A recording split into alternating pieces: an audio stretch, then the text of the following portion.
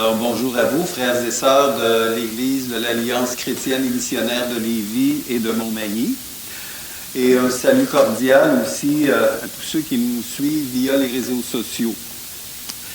Donc, après avoir adoré le Seigneur par nos chants et nos prières ce matin, on est prêt à se laisser instruire maintenant par sa parole. Le titre du message cette semaine, c'est « L'apôtre Pierre, victime de ses préjugés concernant le royaume messianique ». C'est un sujet qui est peu abordé, mais il est là, et il est là pour nous servir d'exemple.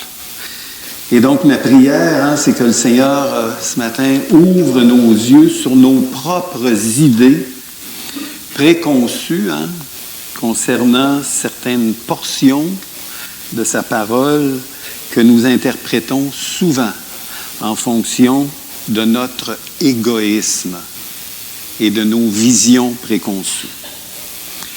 Donc, la semaine dernière, on a vu que la peur, qui est une émotion saine en cas de danger, c'est une émotion malsaine dans le domaine de la foi.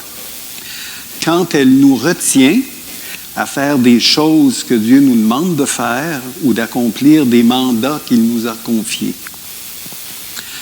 Nous avons vu cela à travers la vie de Pierre et des disciples, les deux événements où leur vie était en danger sur la mer de Galilée et où la seule ressource de salut, c'était vraiment le Seigneur. Aujourd'hui, nous allons voir comment les idées préconçues que nous avons, donc des idées religieuses, qui nous viennent de notre culture et non des Écritures, sont des obstacles qui nous empêchent de bien écouter et de bien comprendre des choses pourtant claires que Dieu nous communique dans sa parole. Le point de départ de notre réflexion, là, ça va être le texte de Matthieu 16, du verset 13 à 23. On va le regarder un petit peu en détail, là. Jésus, donc, en plus de vouloir faire de Pierre et des apôtres des pêcheurs d'hommes, dans ce texte-là, Jésus va confier à Pierre une mission spéciale. Donc, le texte commence comme ceci. Jésus étant arrivé dans le territoire de Césarée de Philippe, demanda à ses disciples, « Qui dit-on que je suis, moi, le Fils de l'homme? » Ils répondirent, « Les uns disent que tu es Jean-Baptiste, les autres Élie, les autres Jérémie ou l'un des prophètes. » Donc, on voit ici que les gens, comme aujourd'hui, là, ont toutes sortes d'idées concernant Jésus. Là, on n'ira pas dans toutes les idées qu'on a actuellement concernant Jésus, mais Jésus a toujours été vu comme de différentes façons selon les gens qui le regardent. Et vous, leur dit-il, « Qui dites-vous que je suis? » Nécessairement, c'est Simon-Pierre qui répondit, « Tu es le Christ, le Fils du Dieu vivant. » Donc, Pierre, ici, il s'exprime sur l'identité de Jésus, puis il affirme qu'il est le Christ, le Fils du Dieu vivant. Pierre savait déjà que Jésus était le Christ, mais qu'il était le Fils du Dieu vivant, ça, c'était vraiment nouveau. Le Fils du Dieu incarné, ça, c'était vraiment nouveau.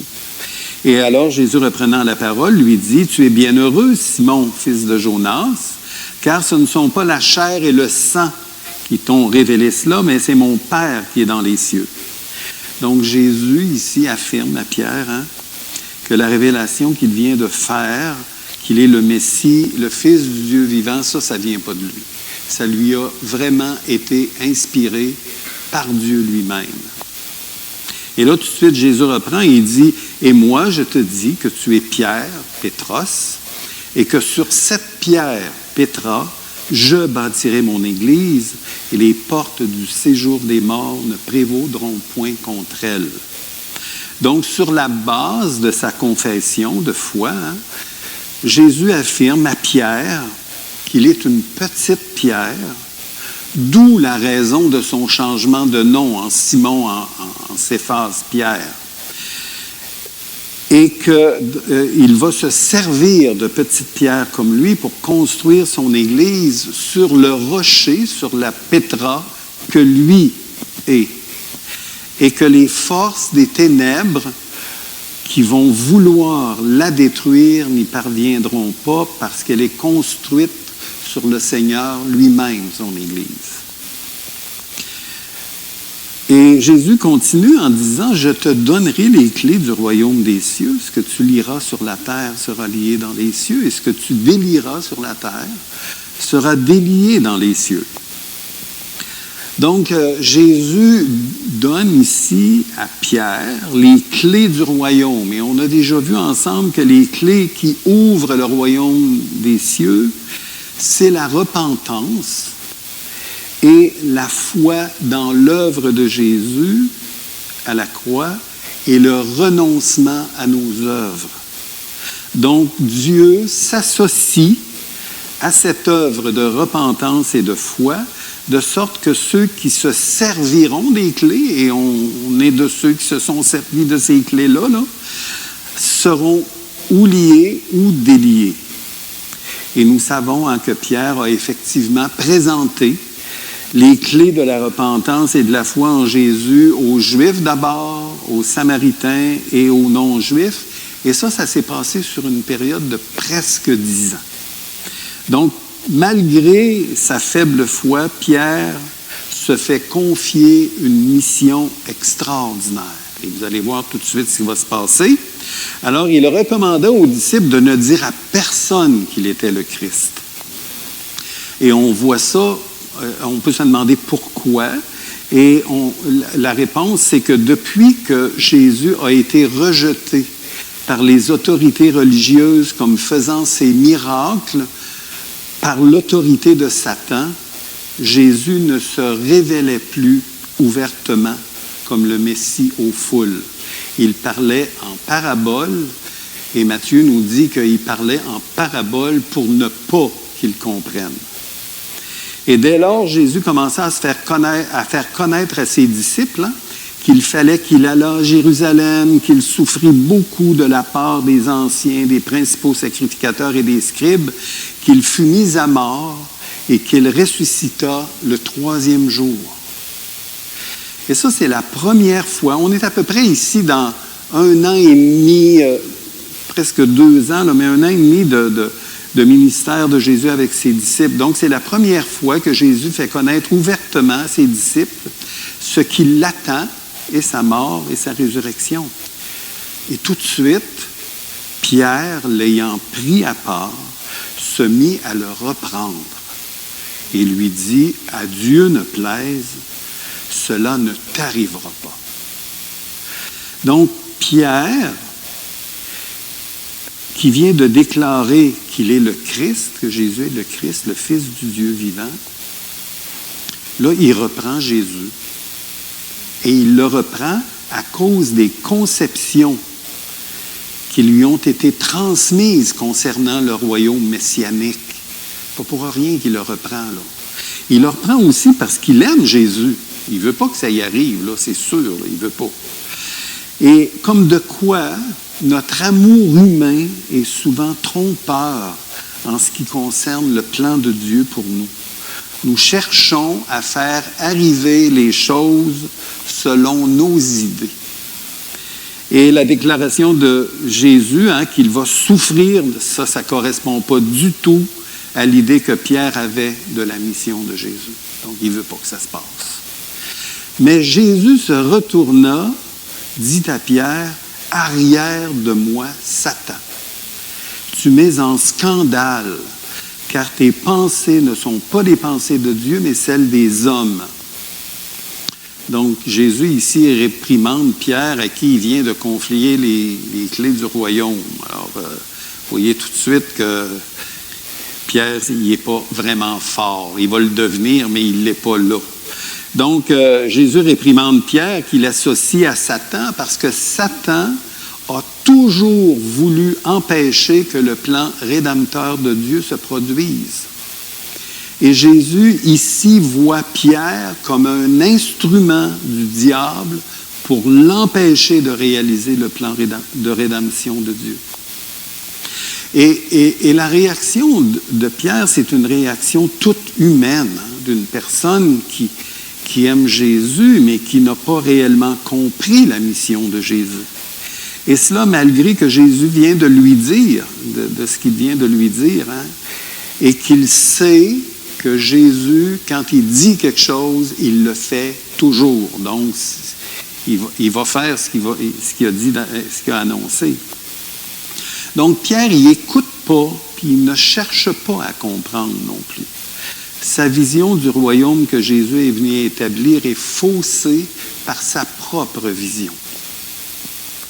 Et on voit dans les textes que peu de temps après, donc on dit 6 jours après cette première annonce de sa mort et de sa résurrection, Pierre, Jacques et Jean assistent à la transfiguration de Jésus.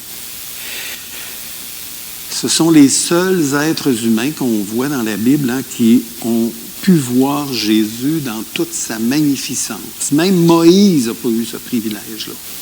Eux, ils ont ce privilège-là, ils le voient. Et nous allons voir comment cet épisode va affirmer Pierre dans ce qu'il croit. Il aurait pu croire autre chose, mais vous allez voir comment est-ce que ça l'affirme dans ce qu'il croit. Donc, 6 jours après, Jésus prit avec lui Pierre, Jacques et Jean, son frère, et il les conduisit à l'écart sur une haute montagne. Il fut transfiguré devant eux. Son visage resplendit comme le soleil et ses vêtements de vert blanc comme la lumière. Et voici Moïse et Élie leur apparurent, s'entretenant avec lui. Pierre, prenant la parole, dit à Jésus, « Seigneur, il est bon que nous soyons ici. Si tu le veux, je dresserai ici 3 tentes, une pour toi, une pour Moïse et une pour Élie. » Donc, cette démonstration-là de la splendeur de Jésus est si grandiose que Pierre croit que Jésus va bientôt établir son règne sur la terre. C'est la raison pour laquelle il propose de construire 3 tentes. Une pour Jésus, une pour Moïse et une pour Élie. Souvent, on dit, Pierre ne savait pas quoi dire, puis il a dit, peut-être que je pourrais construire 3 tentes, mais il savait très bien ce qu'il disait, vous allez le voir. Donc, Pierre croyait qu'il était en train d'assister à l'établissement du royaume messianique sur la terre. Parce que la fête des tabernacles ou la fête des tentes ou des huttes, Sukkot, comme on dit en hébreu, ça correspond à la réalisation de l'établissement du royaume messianique sur la terre. C'est encore une fête que les Juifs fêtent actuellement. Même actuellement, là, à Montréal, là, entre le 21 septembre et le 27 septembre, sur une période de 10 jours, on va fêter ça. Donc, Pierre est loin de dire n'importe quoi lorsqu'il offre de dresser des tentes ou des huttes.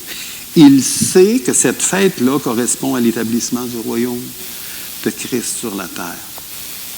Et Pierre a été témoin que Jésus lui-même a célébré cette fête-là durant son ministère lorsqu'il était sur la terre. Il n'en a pas compris toute la signification, mais il a entendu ce que Jésus a dit lors de cette fête-là. Lors de cette fête-là, il y avait 2 grandes cérémonies. La cérémonie du déversement de l'eau et de l'allumage des chandeliers dans le temple. Et c'est lors du déversement de l'eau, durant cette cérémonie-là, que Jésus a dit, « Si quelqu'un a soif, qu'il vienne à moi et qu'il boive, des fleuves d'eau vive couleront de son sein. » C'est vraiment lors de cette cérémonie-là que Jésus a dit ça. Et lors de l'allumage des chandeliers, 2 immenses chandeliers dans le temple, Jésus a dit, « Je suis la lumière du monde. Celui qui me suit ne marchera pas dans les ténèbres, mais il aura la lumière de la vie. » Et les rabbins racontent que lors de cette cérémonie-là, après le coucher du soleil, là, on allumait ces 2 immenses chandeliers d'or dans le temple, et que la lumière était si intense que toutes les maisons de Jérusalem pouvaient voir cette lumière-là qui symbolisait, dans le fond, la brillance de la gloire de Dieu, la gloire Shekinah. Donc, Pierre ne disait pas n'importe quoi. Pour lui, il assistait à une expérience annonciatrice du règne du Christ sur la terre. Et ça, c'est ce qu'il a vu, lui, lors de la transfiguration. Et le texte continue en disant, comme il parlait encore, une nuée lumineuse les couvrit, et voici une voix fit entendre la nuée ces paroles. Celui-ci est mon Fils bien-aimé, en qui j'ai mis toute mon affection. Écoutez-le. Lorsqu'ils entendirent cette voix, les disciples tombèrent sur leurs faces et furent saisis d'une grande frayeur. Mais Jésus s'approchant, les toucha et dit, « Levez-vous, n'ayez pas peur. » Ils levèrent les yeux et ne virent que Jésus seul. Donc la voix du Père, celui-ci est mon Fils bien-aimé en qui j'ai mis toute mon affection, écoutez-le. Ajoutez à ce qu'ils viennent de voir, les fait tomber sur leur face. Ils sont saisis d'une grande frayeur et ont besoin d'être rassurés. Jésus leur dit, n'ayez pas peur. Et je vous ai dit la semaine passée que n'ayez pas peur sous toutes sortes de façons. Rassurez-vous, n'ayez pas peur, faites-moi confiance.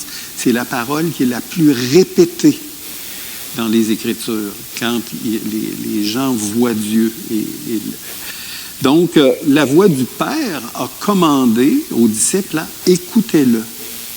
Mais il les manifeste qu'ils vont écouter avec leurs préjugés, leurs idées préconçues, l'idée qu'ils se sont fait de l'établissement du royaume du Messie.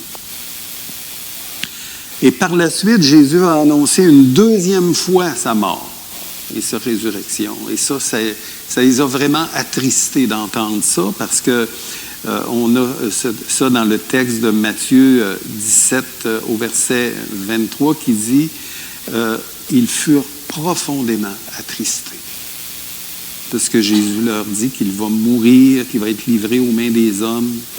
Ils le feront mourir, et le troisième jour, il ressuscitera. » Puis vous remarquerez que ça fait plusieurs fois qu'il leur dit qu'il va ressusciter, puis vous savez comme moi, parce qu'on l'a vu, que même quand Jésus est ressuscité, puis que ça a été manifeste, ils ne croyaient pas encore.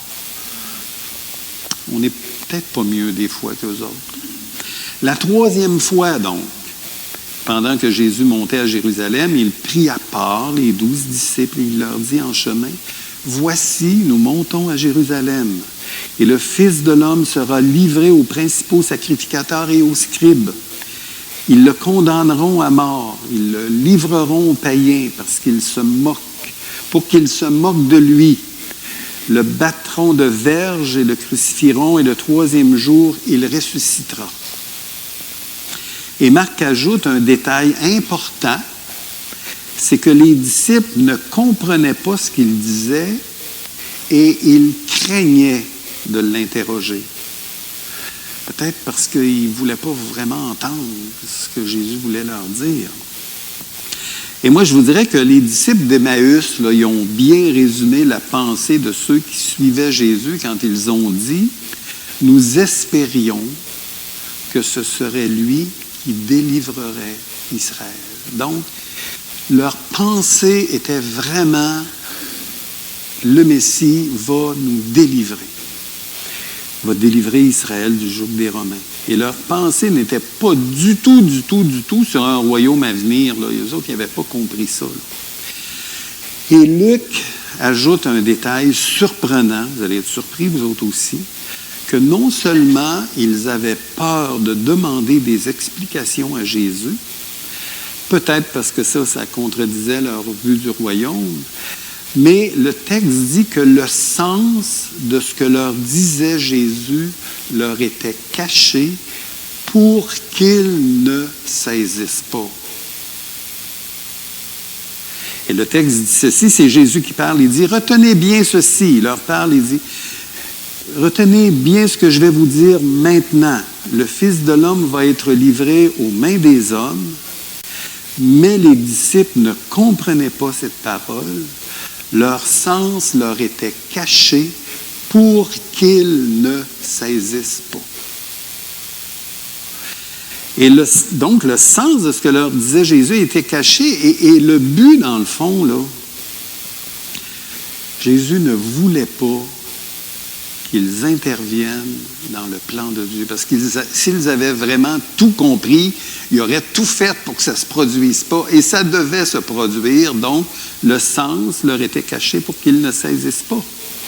Et la perspective que les disciples et ceux qui suivaient Jésus s'étaient fait du royaume explique beaucoup de réactions et d'interventions des proches de Jésus.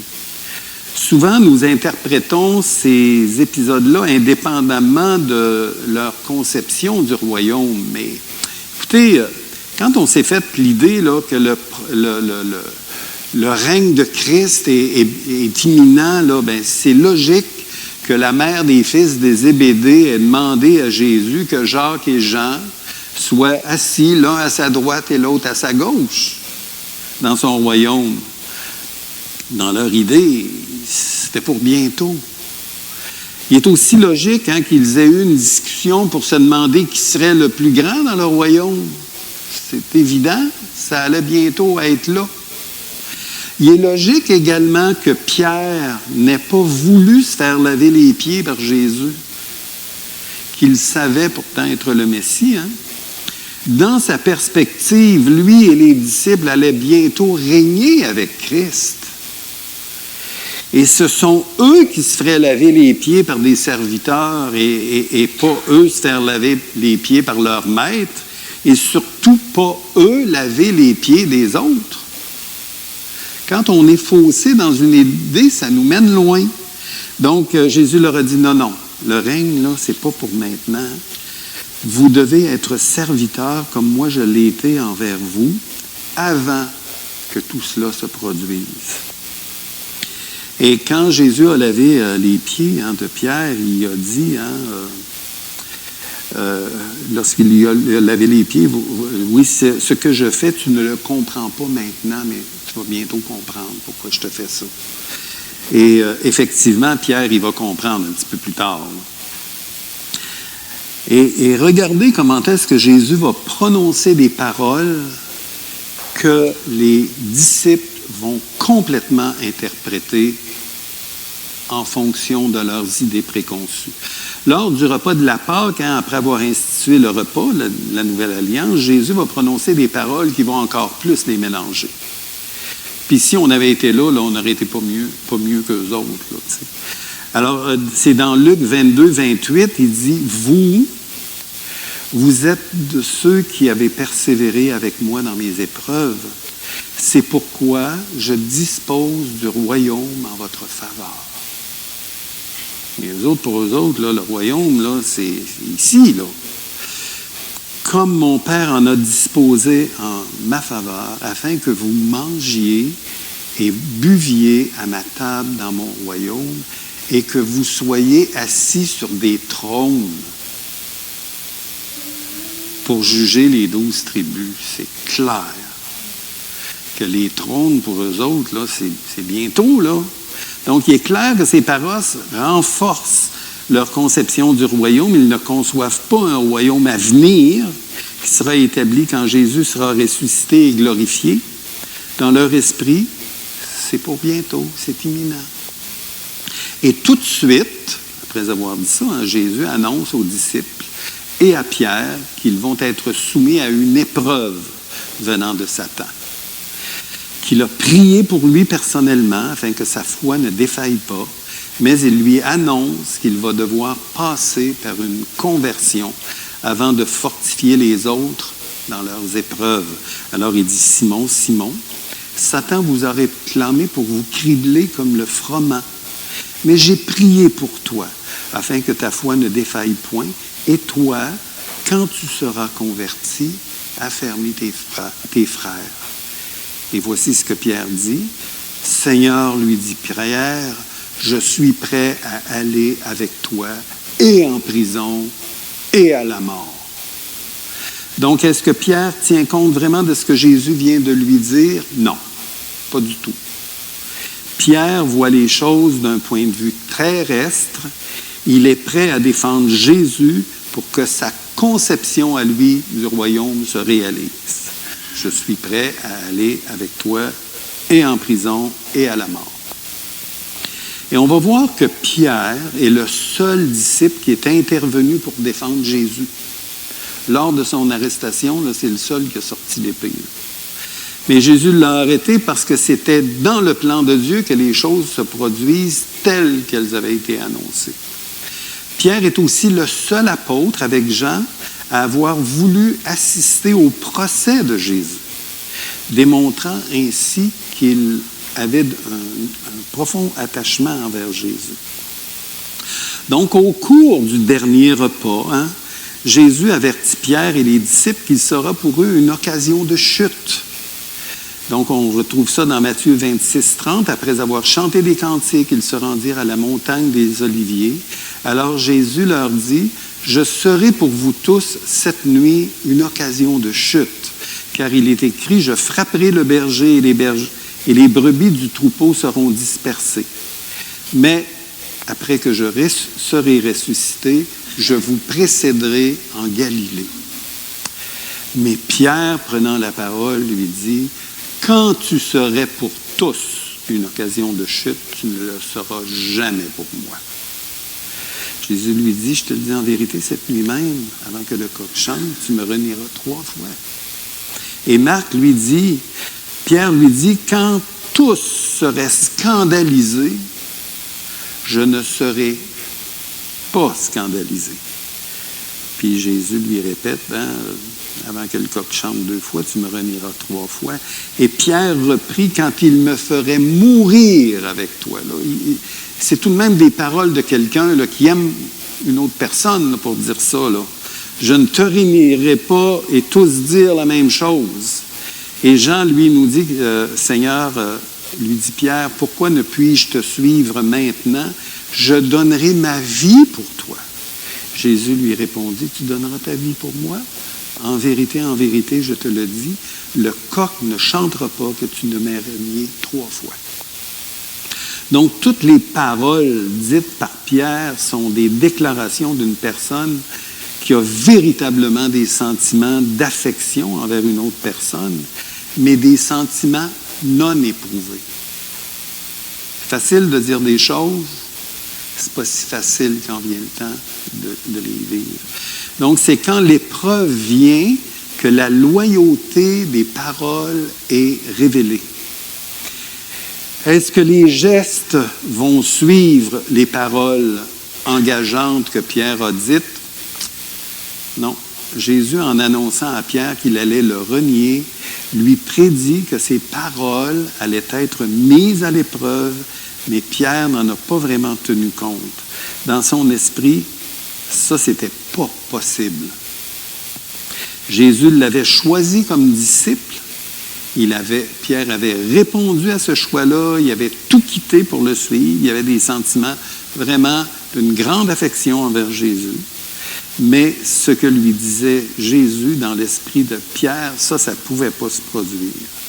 Et c'est la peur, on a parlé beaucoup de ça la semaine passée, c'est la peur de se compromettre qui va tout faire basculer et qui va conduire jusqu'au reniement. Donc, normalement, Pierre n'aurait jamais dû assister au procès de Jésus. Ça, c'est une autre chose qu'il faut bien comprendre. Il n'aurait jamais dû se retrouver là. C'était un procès privé, une conspiration contre Jésus. Il était dans une cour fermée. Mais, et ça, c'est l'apôtre Jean qui nous rappelle ça, les familles de l'apôtre Jean et le souverain sacrificateur Caïphe, c'était des familles qui se connaissaient. Et ça l'a permis à Jean et à Pierre d'entrer et d'assister au procès. Et c'est Jean qui rapporte ça. Il dit, ce disciple, en parlant de lui-même, était connu du souverain sacrificateur et il entra avec Jésus dans la cour du souverain sacrificateur. Donc Jean, il était connu, lui, il est entré, la servante, elle l'a reconnu, puis il est entré. Mais Pierre, lui, il n'était pas connu. Donc, le texte dit que dans Jean 18, 16, mais Pierre, lui, il était en dehors, il était à la porte, il attendait. Et l'autre disciple, donc en parlant de Jean, qui était connu du souverain sacrificateur, sortit, parla à la portière et il a fait entrer Pierre. Donc, Jean connaissait, il a parlé à la portière et la portière a fait entrer Pierre dans la cour. Donc, Pierre n'aurait pas pu renier Jésus, qu'il connaissait, s'il n'avait pas été introduit par Jean dans la cour du souverain sacrificateur. Dieu fait arriver les choses selon son plan. Et en faisant entrer Pierre dans la cour où Jésus était jugé, les conditions étaient réunies pour le reniement de Pierre. Il ne pouvait pas renier Jésus s'il n'était pas là. Il n'aurait pas dû se retrouver là, mais parce que Jean connaissait le souverain sacrificateur, il a pu entrer. Et les conversations qui ont eu lieu dans la cour, la servante qui l'avait fait rentrer, a dit, toi aussi, n'es-tu pas des disciples de cet homme? Puis Pierre a dit, non, je n'en suis point. Simon-Pierre, il chauffait, puis il y a quelqu'un d'autre, quelqu'un qui est venu, puis il dit, toi aussi, n'es-tu pas de ses disciples? Il le nia. Je n'en suis point. Une des servantes du souverain sacrificateur, parce que Pierre il avait coupé l'oreille de quelqu'un là, en sortant son épée.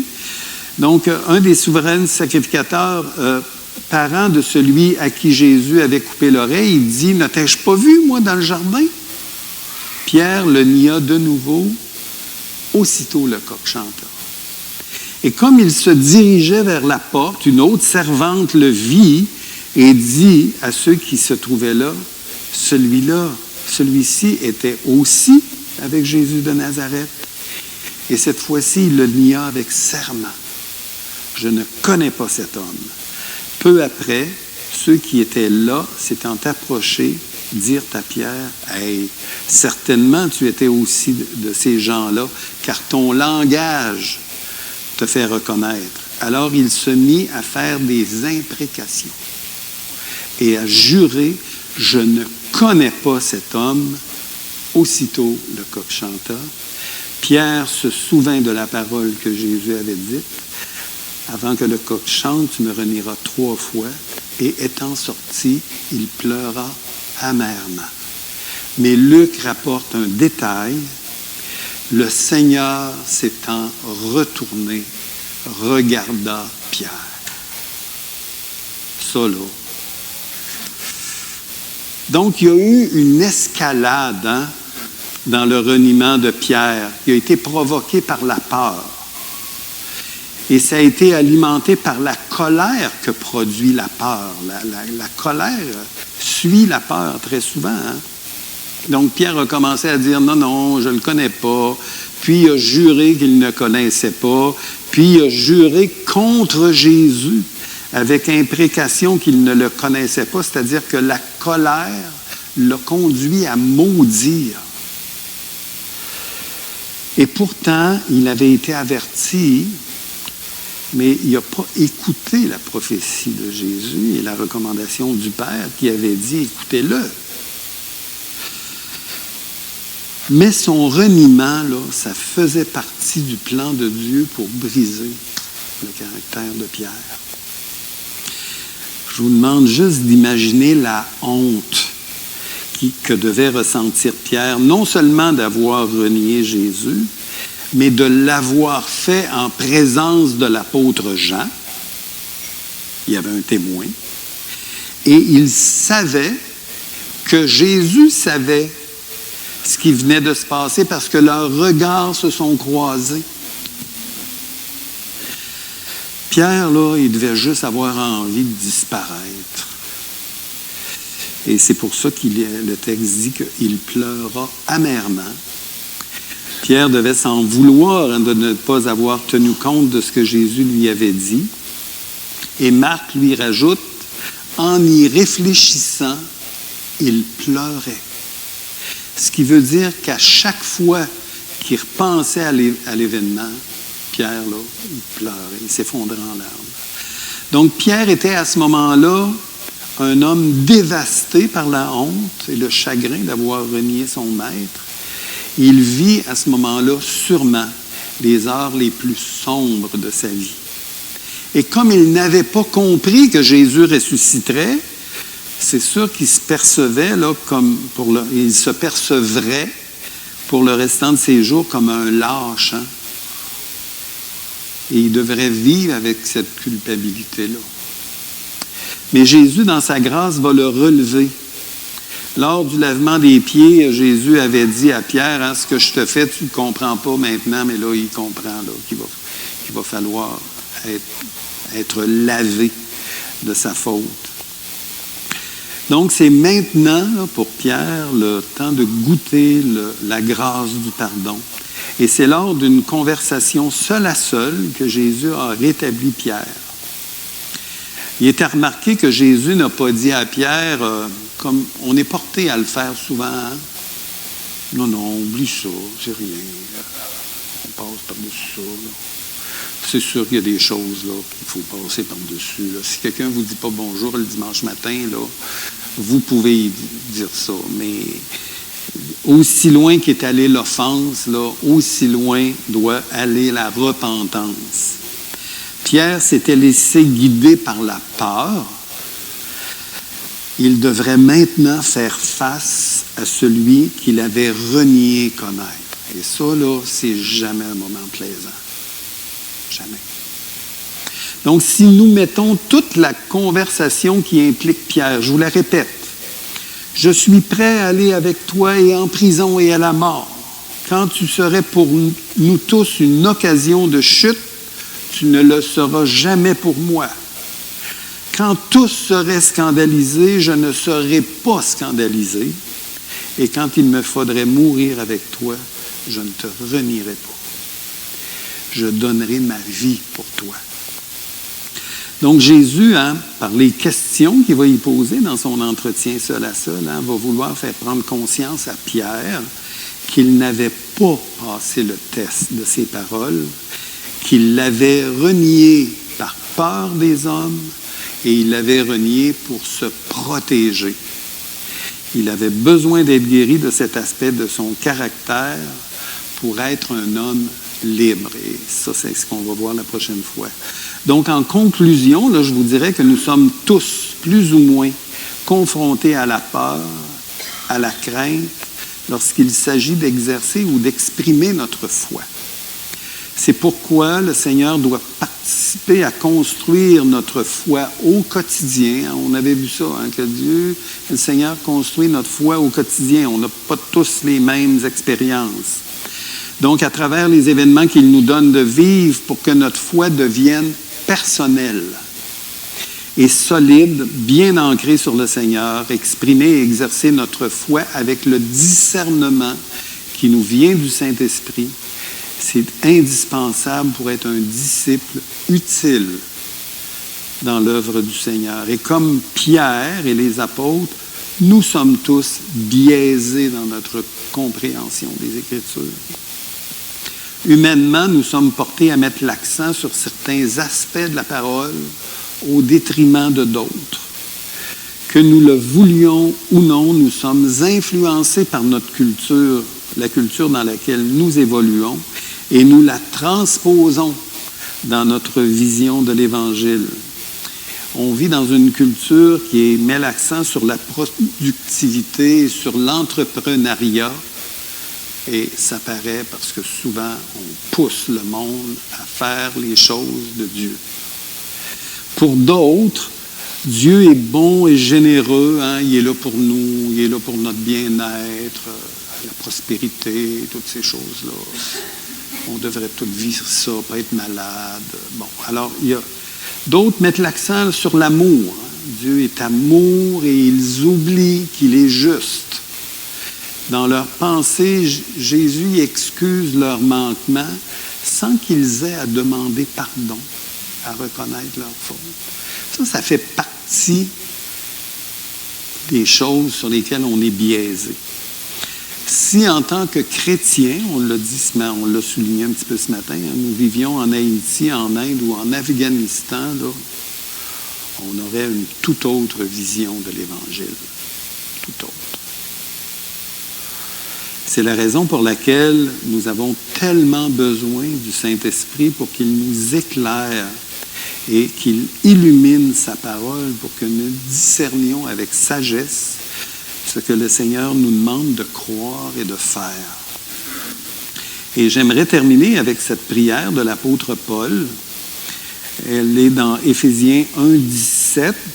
Il dit ceci: « Ce que je demande, c'est que le Dieu de notre Seigneur Jésus-Christ, le Père qui possède toute gloire, vous donne l'esprit de sagesse et de pénétration spirituelle pour que vous puissiez sonder ces mystères afin d'arriver à mieux le connaître. Qu'il vous accorde une pleine lumière et qu'il augmente l'acuité de votre vision spirituelle afin que vous compreniez en quoi consiste l'espérance vivante à laquelle vous avez été appelés et que vous sachiez quelle merveille vous êtes en droit d'attendre, car inépuisable est la richesse du glorieux héritage que Dieu réserve à ceux qui lui appartiennent. Que vous preniez conscience de l'étendue incommensurable du pouvoir dont il dispose en faveur de ceux qui plaçons notre confiance en lui. Et dans ce que je viens de lire, il y a tellement moyen d'avoir une fausse idée du texte que je viens de vous dire. Il y a des gens qui vont se servir de ça pour faire arriver toutes sortes de choses et non pas le travail en eux. Et ce texte-là, il y a un trait à le travail que Dieu veut faire en nous. Donc, la semaine prochaine, on va regarder comment le Seigneur a guéri Pierre de la honte de son reniement et comment il l'a rétabli dans sa mission de paître le troupeau de Dieu.